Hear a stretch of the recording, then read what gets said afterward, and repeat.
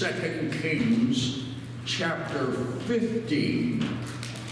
Now, if you remember last Sunday, we finished at verse 31 of chapter 15 last week, and so we're going to pick it up at verse 32 of chapter 15.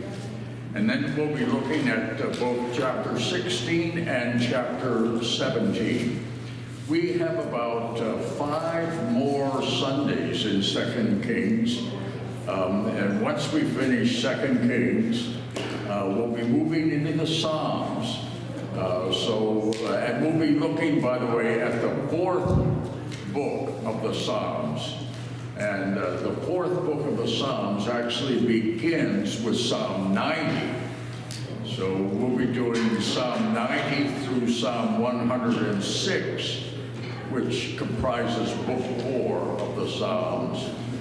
And who knows, we might continue on and do book 5 and just continue on in the Psalms until we're done with all 150 of them. However, today we are going to be looking at the end of chapter 15, and then we'll include chapter 16 and chapter 17. Now, here's the thing to keep in mind with regard to what we're doing in 2 Kings. We are going to be going back and forth between kings of Israel and kings of Judah. And that's one of the things that sometimes makes it a little difficult for us to keep track of all that's going on and all the various kings. Because we ended in verse 31 last week of chapter 15, which was talking about the kings of Israel. And the reason that we stopped at verse 31 is that we ended with the kings of Israel, and then beginning in verse 32 of chapter 15, now we're back to kings of Judah. And so it's always to try to keep it in our minds, whether we're dealing with the kings of Israel or whether we're dealing with the kings of Judah. Because after the split, remember, after King Solomon, Saul, David, and Solomon were the 3 kings that ministered to the entire nation of Israel.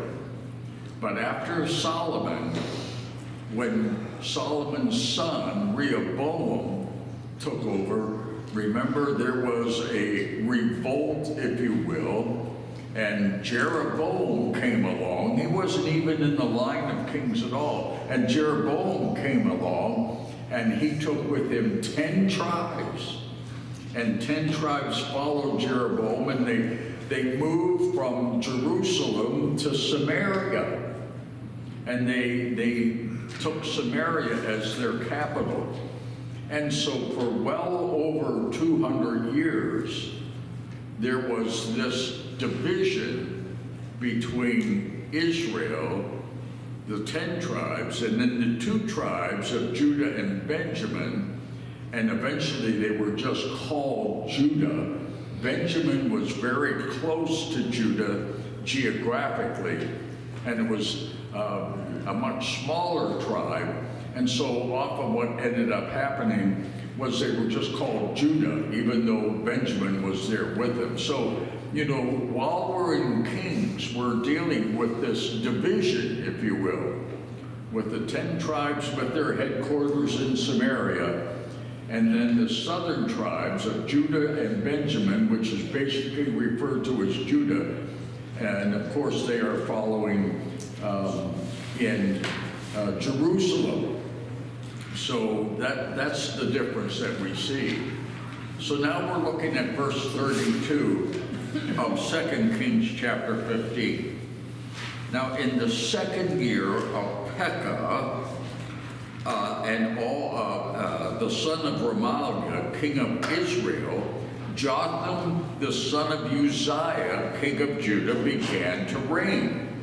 He was 25 years old when he began to reign, and he reigned 16 years in Jerusalem.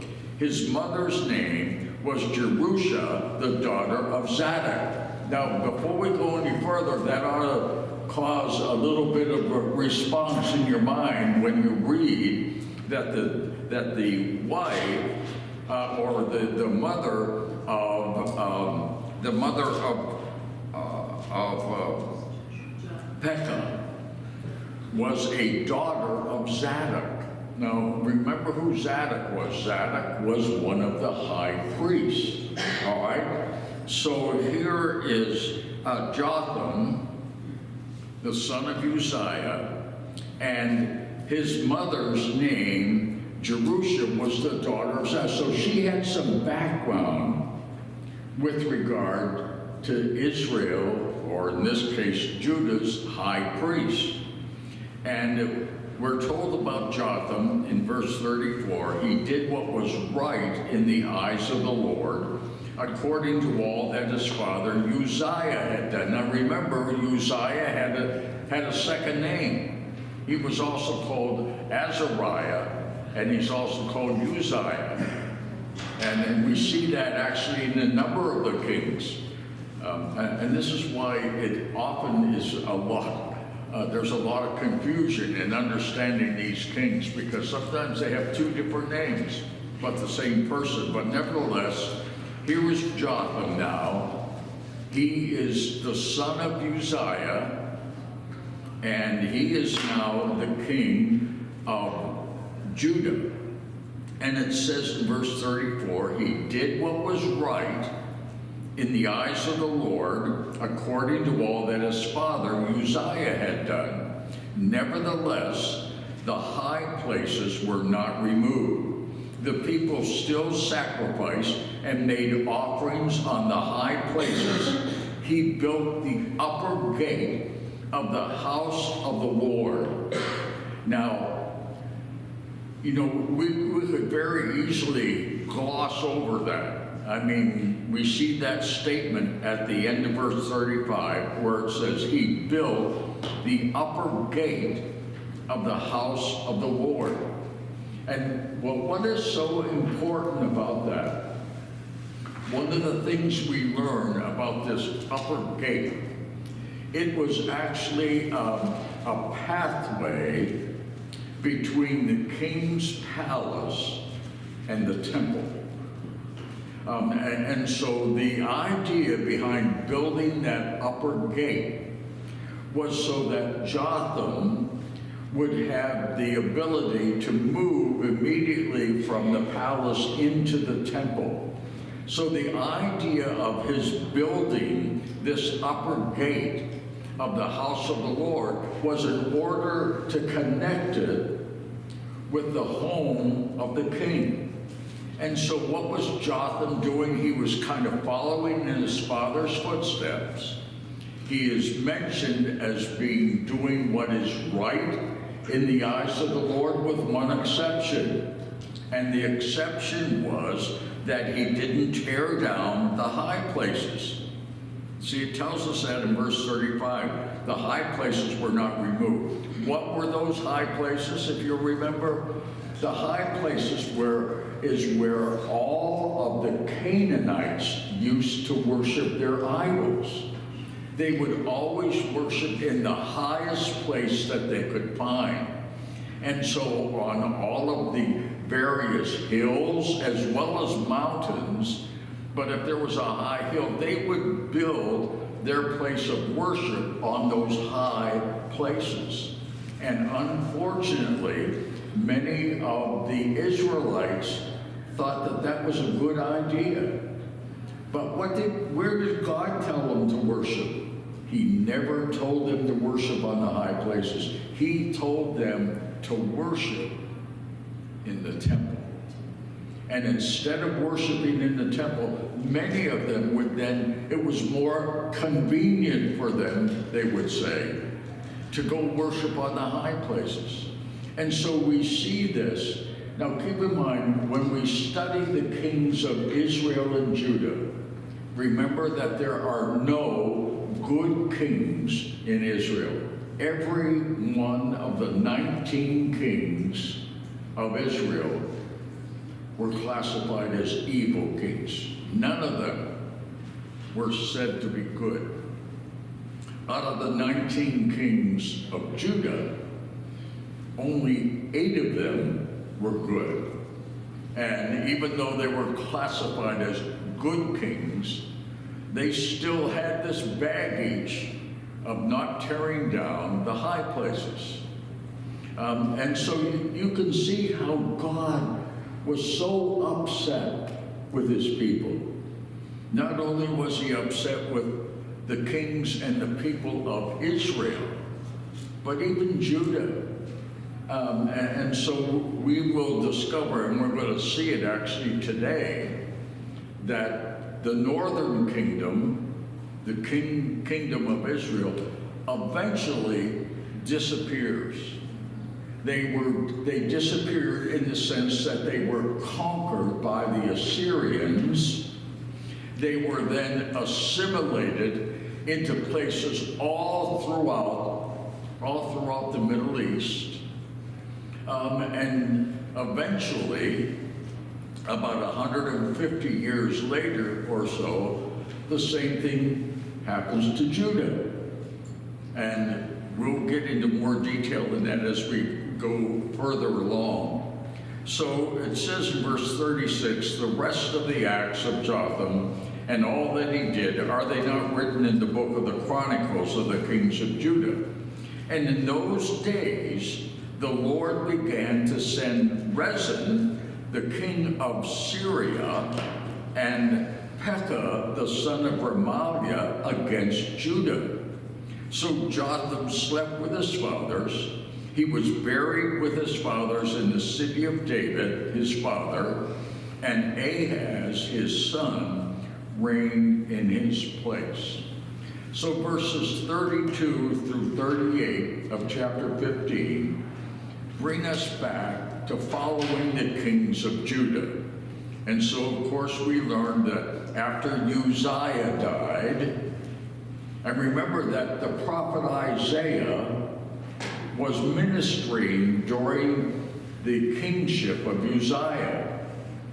And if you remember from Isaiah chapter 6, it says, in the year that King Uzziah died, that's when God made clear to Egypt, and made clear to Isaiah that he wanted him to be his servant to the people of Judah. And so here we find that after Uzziah died, Jotham is on the throne, and he reigns for 16 years. And after the death of Jotham, his son Ahaz comes to the throne. But there is this little caveat mentioned in verse 37 of chapter 15, that the Lord sent Rezin, the king of Syria, and Pekah, the son of Remaliah, against Judah. So both Syria and the northern kingdom are now against Judah.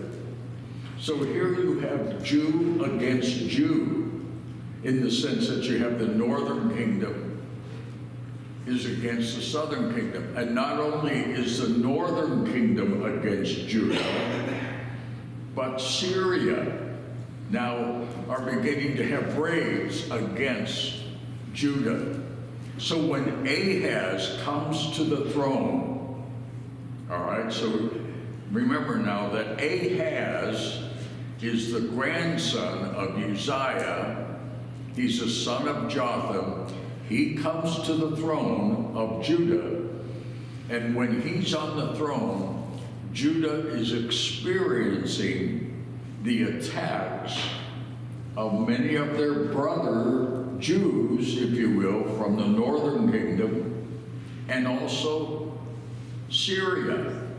So you have Syria and the northern kingdom against Judah. That's kind of the background as we get into chapter 16. Verse 1 of chapter 16.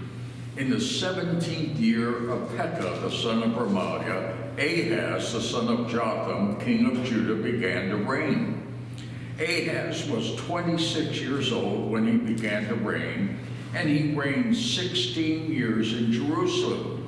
and he did not do what was right in the eyes of the Lord his God, as his father David had done. So now we're introduced to a king of Judah who was not a good king. It says he did not do what was right in the eyes of the Lord. Verse 3, but he walked in the way of the kings of Israel. He even burned his son as an offering, according to the despicable practices of the nations whom the Lord drove out before the people of Israel. And he sacrificed and made offerings on the high places and on the hills and under every green tree. So here is Ahaz. What is he doing? He is adopting some of the old Canaanite practices. And part of the practice of the Canaanites was offering their children as a sacrifice to their various pagan gods. They would actually take their infant children and put their children on the altar, and they would end up burning their children to death. Now, if you turn to the book of Leviticus, and we go to Leviticus chapter 20, you will notice that God has something to say about this. So going all the way back to Moses, God was saying to the Israelites, the people that you are going to encounter, these Canaanites, they were going to have this despicable practice of offering their children on an altar. Look at what it says beginning in verse 1 of Leviticus 20. The Lord spoke to Moses, saying, say to the people of Israel, any one of the people of Israel, or of the strangers who sojourn in Israel, who gives any of his children to Moloch. Now Moloch is one of the Canaanite gods, all right? So it says, any in Israel who give his children to Moloch shall surely be put to death. The people of the land shall stone him with stones. I myself will set my face against that man and will cut him off from all his people, because he has given one of his children to Moloch to make my sanctuary unclean and to profane my holy name. And if the people of the land do at all close their eyes to that man when he gives one of his children to Moloch and do not put him to death, then I will set my face against that man and against his clan, and will cut them off from among their people, him and all who follow him in whoring after Moloch. I mean, right from the time of Moses, there was instruction from God. You don't do this. You don't do what these Canaanites do. I mean, it was so horrific. There are even records of what happened during those Canaanite days. They would actually have drummers that would beat their drum while the children were being sacrificed, and they would beat their drum in order to drown out the screams of the babies while they were being offered as a sacrifice. Think about how despicable that practice was. And so what is Ahaz doing? The grandson of good King Uzziah and the son of good King Jotham? He goes back to that practice. Verse 4, he sacrificed and made offerings on the high places and on the hills and under every green tree. In other words, along with child sacrifice, he was also going back to the practices of the Canaanites and offering offerings on the high places. But what is so ironic is that they would go to the high places and they would offer sacrifices and they would acknowledge Israel's God. So what were they doing? they were actually worshiping God their own way, not the way that God instructed them. And so they thought, well, we're going to honor God along with these other gods. They did not make any distinction between Israel's God and the God of the Canaanites. And so this is why it was so despicable for them to actually have these high places that they offered sacrifices, and not only offering on those high places, but the very fact that they also offered child sacrifice. You know, say, well, nobody does that today, do they? Yes, they do. Well, let me ask you a question. What about abortion? Isn't that taking the life of a child? Oh yeah, it's still inside the womb, but it's still alive. It's still a child. And we just shudder when we think of child sacrifice the way the Canaanites did it. But it's happening in America. Only in many cases it is sacrificing them while they are still in the womb. So look at what it says in verse 5. Then Rezin, king of Syria, and Pekah, the son of Remaliah, king of Israel, they came up to wage war on Jerusalem, and they besieged Ahaz, but could not conquer him. Now, once again, even though Israel is about to be overtaken by the Assyrians, and eventually they are going to be eliminated, you'll discover that things are beginning to happen in the southern kingdom with Judah. But so far, God is watching over them in the sense that it says, even though the king of Syria and the king of the northern kingdom, Pekah, they combined together and came against Judah, they besieged them, but they could not conquer them. In the book of Isaiah, I'm going to turn there for a minute, in Isaiah chapter 7. And notice what it says in chapter 7 of Isaiah. Because even though we're in the book of 2 Kings, we are now still in the time period of the prophet Isaiah. While all of this was going on, both Isaiah and also Micah, Isaiah and the prophet Micah are still ministering. So in Isaiah chapter 7, look at what it says beginning in verse 1.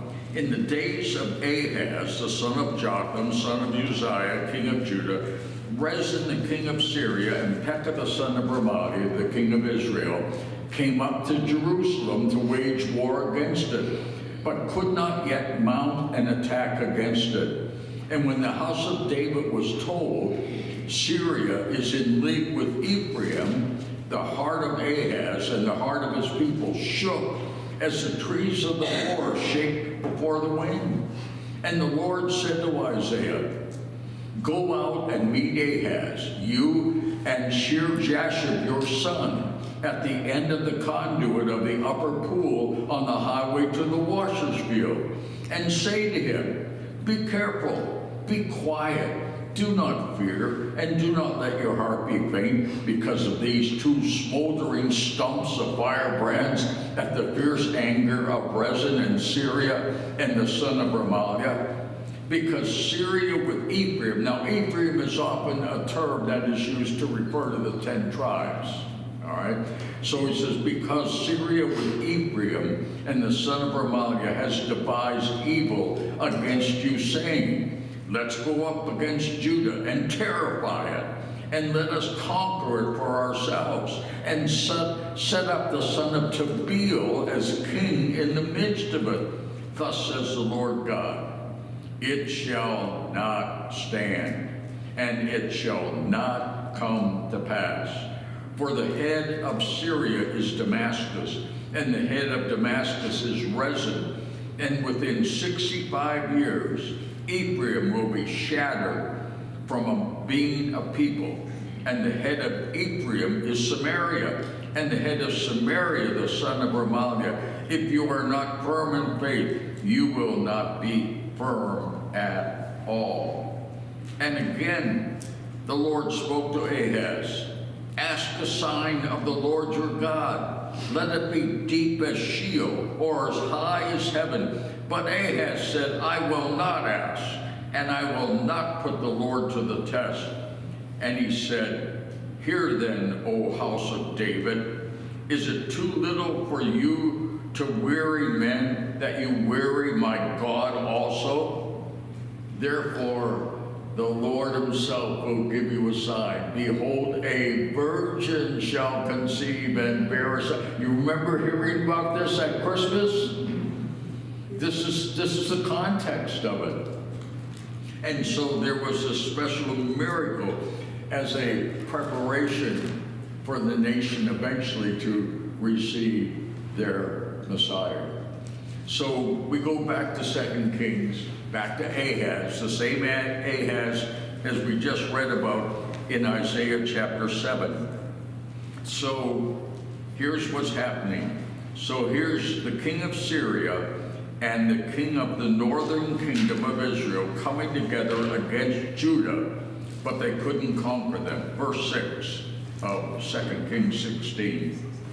At that time, Rezin, the king of Syria, recovered Elath for Syria and drove the men of Judah from Elath. Now, Elath was at the southern tip of Israel, all right? So what happened?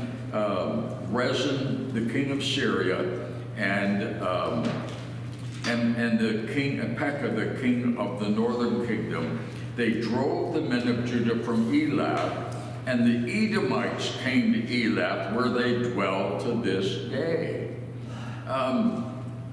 And by the way, Elath was kind of an important city at the southern tip of Israel, because it was at that southern tip of Israel where they would receive goods that would come from Egypt, or goods that would actually come from India. So it was a very important port, if you will, a very important city. And so Syria took that back, and took it from Judah. Verse 7. So Ahaz sent messengers to Tiglath-Pileser, king of Syria. All right, so now there's Assyria and northern Israel trying to conquer Judah. So what does Ahaz do? Does he get down on his knees and cry out to the Lord? No. What does he do? He goes to Assyria. So he goes to Tiglath-Pileser, king of Assyria, saying, I am your servant and your son. Come up and rescue me from the hand of the king of Syria and from the hand of the king of Israel, who are attacking me. Ahaz also took the silver and gold that was found in the house of the Lord and in the treasures of the king's house, and sent a present to king of Assyria. See what he's trying to do? He's trying to buy his favor to get the king of Assyria to protect him. And the king of Assyria listened to him. Verse 9. The king of Assyria marched up against Damascus and took it, carrying its people captive to Kir, and he killed Rezin. So what does the king of Assyria do? He goes to the capital of Syria. Always, you remember now, there's a difference between Assyria and Syria, all right? So the king of Assyria goes to Damascus, which is the capital of Syria, and he kills the king of Syria, Rezin. Verse 10.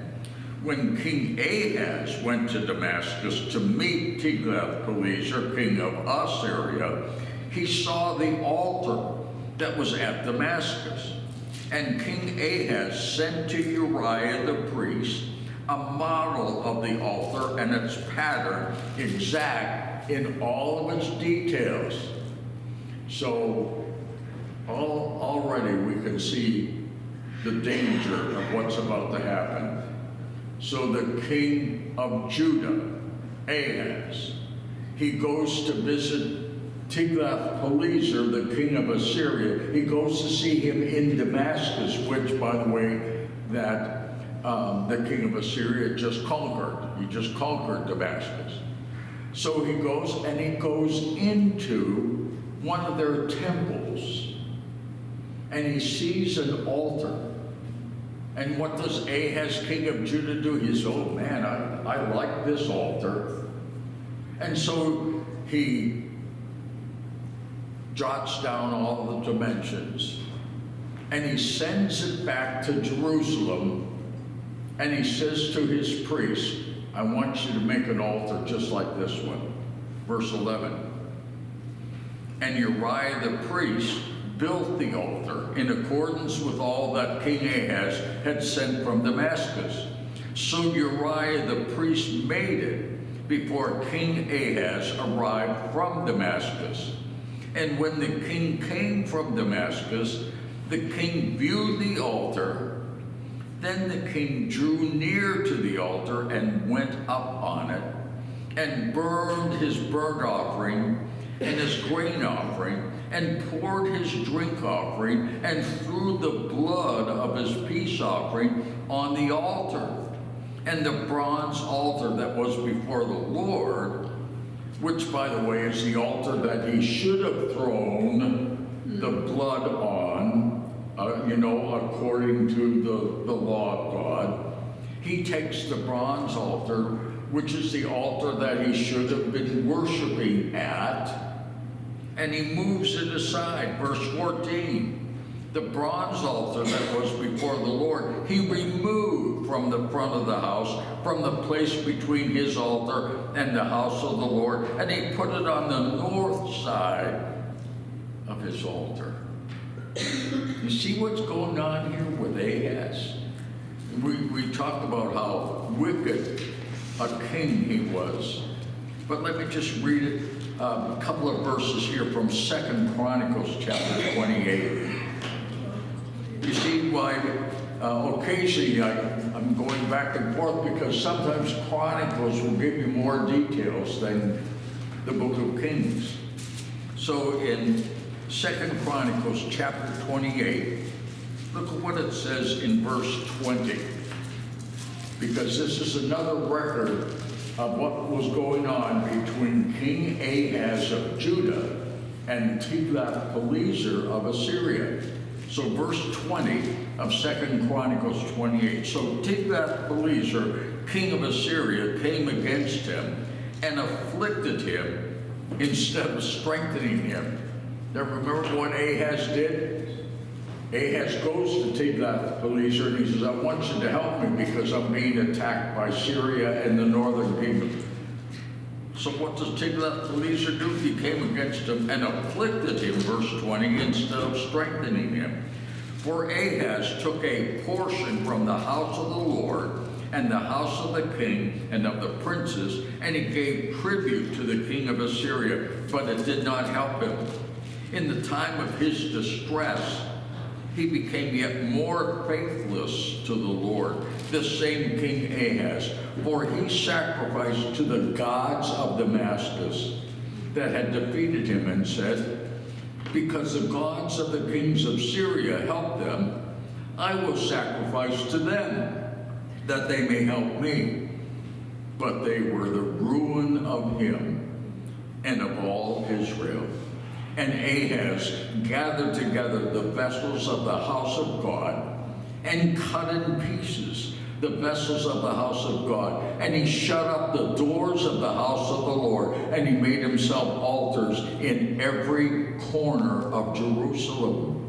And in every city of Judah he made high places to make offerings to other gods, provoking to anger the Lord, the God of his fathers.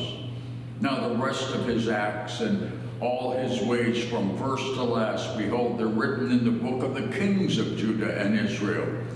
And Ahaz slept with his fathers, and they buried him in the city of Jerusalem, for they did not bring him into the tombs of the kings of Israel. And Hezekiah his son reigned in his place. So look at all that is happening to Judah. You know, how they're responding. The verse 15, now back in 2 Kings 16. Now let's look at verse 15. And King Ahaz commanded Uriah the priest, saying, on the great altar, burn the morning burnt offering, and the evening grain offering, and the king's burnt offering, and his grain offering, with the burnt offering of all the people of the land, and their grain offering, and their drink offering, and throw on it all the blood of the burnt offering, and all the blood of the sacrifice. But the bronze altar shall be for me to inquire by.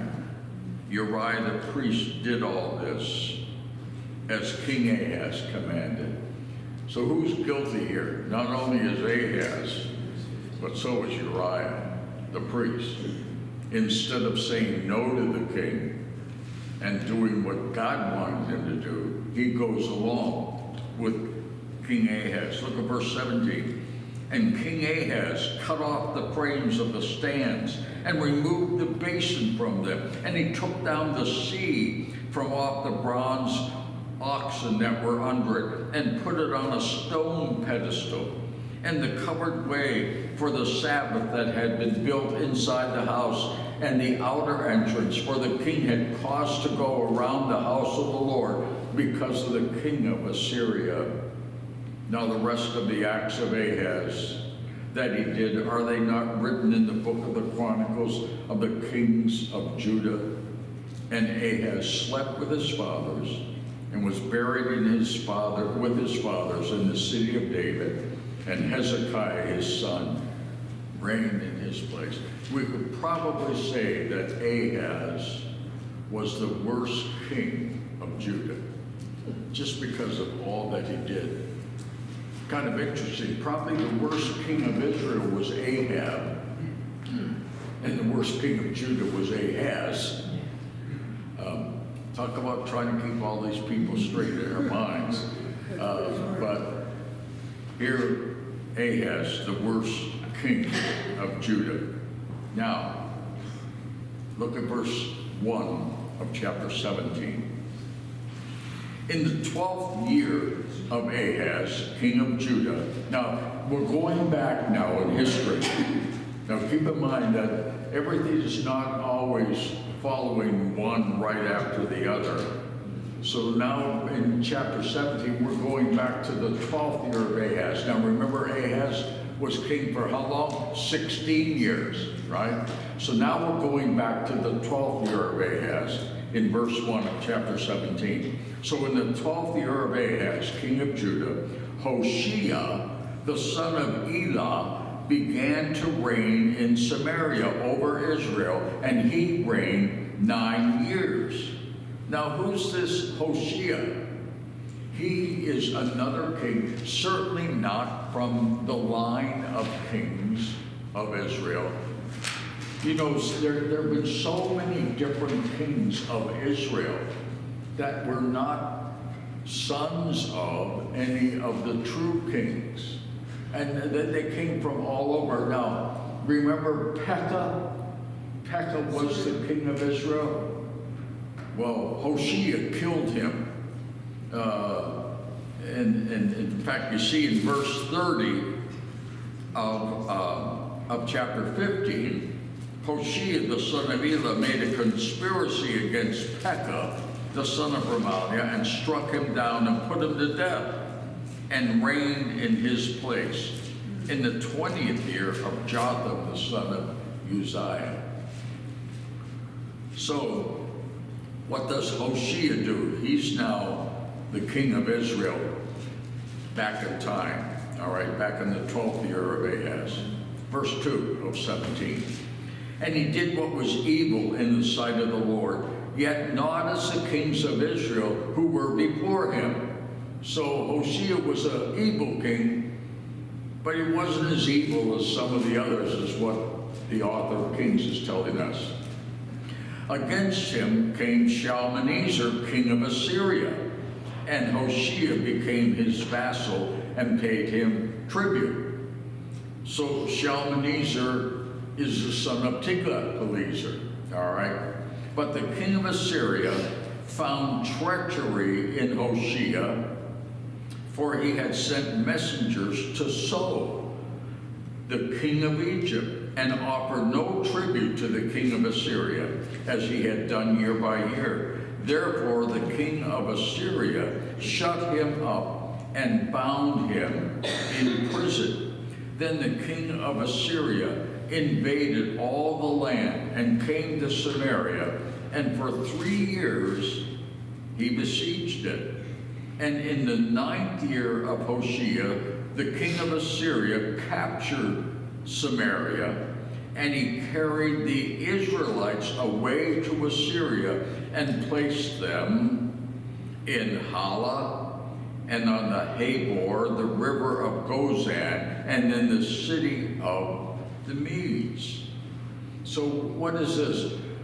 So now we're learning that the king of Assyria came and captured all the Israelites from the northern kingdom, and he sends them all over the kingdom of Assyria.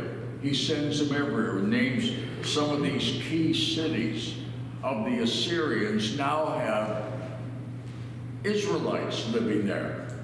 And this, by the way, was a practice of many of the evil kings. Whenever they conquered a land, they would take all of their key people. Often they would leave the poorest of the poor. They would leave them alone, but they would take all the influential people and they would spread them all over their kingdom. So this is one of the reasons why many will use the term the lost tribes of the kings of Israel. But let me tell you, they are not lost. God knows where they are. And by the way, they're not in England either, as British Israelism says they are. They're not. They were scattered all over. But here's the other thing to always keep in mind as we're studying 2 Kings, that even though many of these northern tribes that were scattered everywhere, several of them actually returned to Judah. And we're told that there were several of them that actually came back to Judah, not as a whole group, not as all of the tribes, but several of them actually came back. All right, so let's go back to verse 7 now of chapter 17.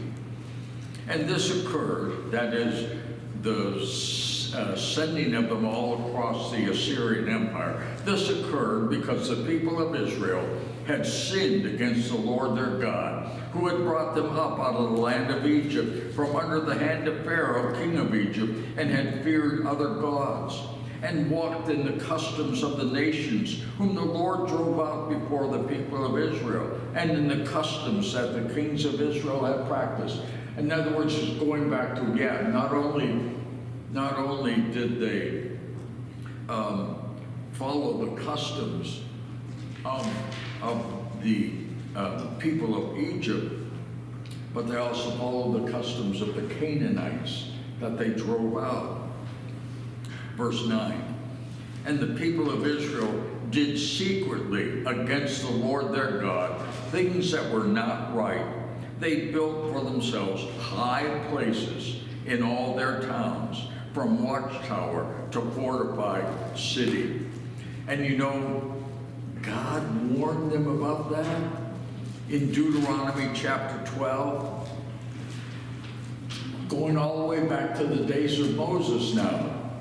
So keep in mind, we're going back about 700 years, because now we're at about 722 BC when the Assyrians took over. All right, that's 720. So back in the 1400s BC with Moses, here's what God said through Moses in Deuteronomy chapter 12, beginning at verse 1. These are the statutes and rules that you shall be careful to do in the land that the Lord, the God of your fathers, has given you to possess, all the days that you live on the earth. You shall surely destroy all the places where the nations whom you shall dispossess serve their gods, on the high mountains and on the hills and under every green tree. You shall tear down their altars, dash in pieces their pillars, burn their asherim with fire. You shall chop down the carved images of their gods and destroy their name out of that place. You shall not worship the Lord your God in that way. Boy, they sure violated that, didn't they? They certainly violated all of that. Verse 10, back in 2 Kings 17, verse 10, they set up for themselves pillars and asherim on every high hill and under every green tree, and there they made offerings on all the high places, as the nations did, whom the Lord carried away before them. And they did wicked things, provoking the Lord to anger. And they served idols, of which the Lord had said to them, you shall not do this. Yet the Lord warned Israel and Judah by every prophet and every seer, saying, turn from your evil ways and keep my commandments and my statutes in accordance with all the law that I commanded your fathers and that I sent to you by my servants the prophets. But they would not listen, but were stubborn as their fathers had been, who did not believe in the Lord their God. They despised his statutes and his covenant that he made with their fathers and the warnings that he gave them. They went after false idols and became false. And they followed the nations that were around them, concerning whom the Lord had commanded them that they should not do like them. And they abandoned all the commandments of the Lord their God. They made for themselves metal images of 2 calves. And they made an Asherah and worshipped all the host of heaven and served Baal. And they burned their sons and their daughters as offerings and used divination and omens and sold themselves to do evil in the sight of the Lord, provoking him to anger. Therefore the Lord was very angry with Israel and removed them out of his sight. None was left but the tribe of Judah only. Judah also did not keep the commandments of the Lord their God, but walked in the customs that Israel had introduced. And the Lord rejected all the descendants of Israel and afflicted them and gave them into the hand of plunderers until he had cast them out of his sight. And when he had torn Israel from the house of David, they made Jeroboam the son of Nebat king. And Jeroboam drove Israel from following the Lord and made them commit great sin. The people of Israel walked in all the sins that Jeroboam did. They did not depart from them until the Lord removed Israel out of his sight, as he had spoken by all his servants the prophets. So Israel was exiled from their own land to Assyria until this day. Notice, you can't blame God here.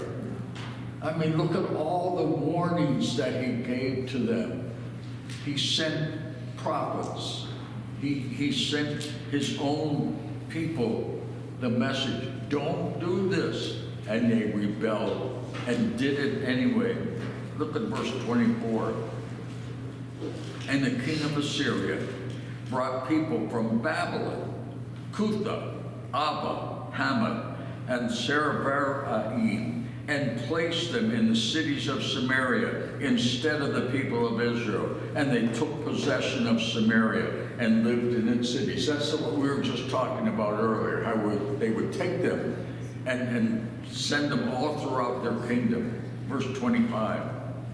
And at the beginning of their dwelling there, they did not fear the Lord.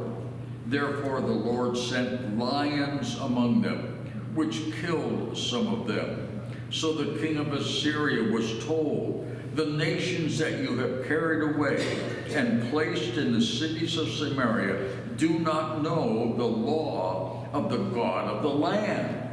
Therefore he has sent lions among them, and behold, they are killing them, because they do not know the law of the God of the land. Now, what's he referring to? he's making reference to what the Israelites used to do when they worshiped God. And the king of Assyria, when he hears that the lions, and by the way, you say, there's no lions in Israel today. No, actually they were hunted to distinction. There haven't been lions in that land since the late 1700s. But there were lions, there were jaguars, there were leopards in the Middle East, but they were all hunted to extinction. But here during the days of kings, the lions were there. But it says in verse 27, the king of Assyria commanded, send there one of the priests whom you carried away from there, and let him go and dwell there and teach them the law of the God of the land. Now notice that they are thinking that the God of Israel is just like one of their gods. They're not making any distinction at all. So he says, all right, take one of the priests that used to live there in Samaria and send him back so he can teach the new people that are now in Samaria, so that he can teach those people what the law of the land is. I mean, that was his thinking. So look at what happens in verse 28. So one of the priests whom they had carried away from Samaria came and lived in Bethel and taught them how they should fear the Lord. Now that ought to stir our memories a little bit, because look at one time Bethel was a very godly place, because it was there, remember, that Jacob really met with God in Genesis chapter 28. But then when you'll notice what happened when the nation of Israel departed, and the 10 tribes, remember, went to Samaria. What happened at that time? What did Jeroboam do? He set up places in Bethel and in Dan for them to worship. So they didn't worship in Jerusalem anymore. They could worship in Dan, or they could worship in Bethel. So Bethel has quite a reputation here now. Verse 29 now, 2 Kings 17, verse 29. But every nation still made gods of its own and put them in the shrines of the high places that the Samaritans had made, every nation in the cities in which they lived. The men of Babylon made Succoth-Benoth. The men of Cuth made Nergal. The men of Hamath made Ashima. These are the names of all these pagan gods, all right? And the Abites made Nibhaz and Tartak, and the Sepharvites burned their children in the fire to Adrammelech and Anamelech, the gods of Sepharvaim. They also feared the Lord. See, now here again, notice what's happening. They are just making the Lord equal with these other false gods. So when it says they also feared the Lord, they didn't fear the Lord in the sense that they worshiped him as they should. It actually means they respected the Lord, basically. When it says they feared the Lord, what they're really saying, well, they respected the Lord as one of many gods. They didn't fear the Lord the way we know the term fear the Lord. They basically respected him and appointed from among themselves all sorts of people as priests of the high places, who sacrificed for them in the shrines of the high places. Once again, were the priests. They were out to lunch as well. Verse 33, so they feared the Lord, but also served their own gods, after the manner of the nations from among whom they had been carried away.